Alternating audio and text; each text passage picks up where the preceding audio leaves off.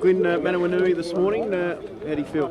Yeah, it feels good. Looks great. He had a nice hit out around the track and went around no problems at all. Yeah, so the Caulfield won't hold any fears for you? I don't think so. He didn't give me any indication that he'd have any trouble with the track. Obviously, race conditions will tell, but I'm very happy with him. His form's impeccable going into it. It seems to be the big three from Sydney. Whereabouts do you rate him? Oh look, he's beaten everything that there is in the race already. That's from Sydney, and of course he's still got to come down here and reproduce those types of runs. But we're pretty confident that he's going to bring that same type of form into the race. His last run was pretty much a track gallop. But how much improvement has he taken from the Golden Rose, do you think? Well, I don't think he was actually, excuse me, I don't think he was 100% wound up for the Golden Rose, because he definitely tightened up in his conditioning to the eye from the Golden Rose to the Stan Fox, and I think he's made a little bit more improvement in his looks from then till now. So he's pretty close to where you'd want him at this stage. Where do you envisage being in the run? He seems to be on pace, though. Would you have any fears of leading? Look, he's led his last two starts, and he's won both of them. So it doesn't really hold any fears for me where I end up in the run. But ideally, we'd probably like a little bit of a card into the race. But if there's nothing that's going to do that, then I wouldn't mind taking it up at all. Who do you see as the horse to beat?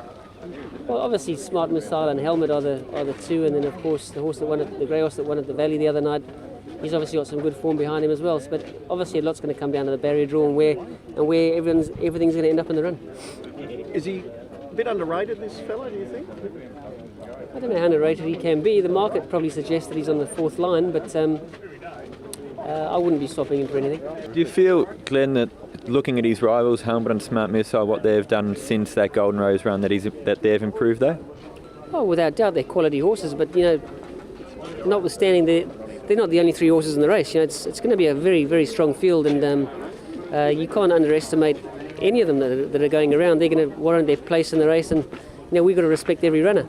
But without doubt, you'd probably have to think that Helmet's turned his form around a little bit, and well, Smart Missile, you're not really sure, because he didn't give himself the opportunity in the Rupert Clark. So it's going to be a good race again. Is this his grand final, or he head to say a Derby or another race after this? He may, depends on how he runs. Obviously, he may have another run in Melbourne. He seems to have settled in very well, so we'll take it as it comes. But at this stage, we'll take the race that's in front of us and work on it from there. Does he give you the impression that he could stretch out to further than the 1600? Look, I don't think that he has any problems getting out any further, but at the moment, he's doing it all well over the sprinting and middle, the mile trip. So I don't see there's any reason why we want to stretch him out. But those are our options. We've got some options to go back shorter or stretch him out over a bit longer.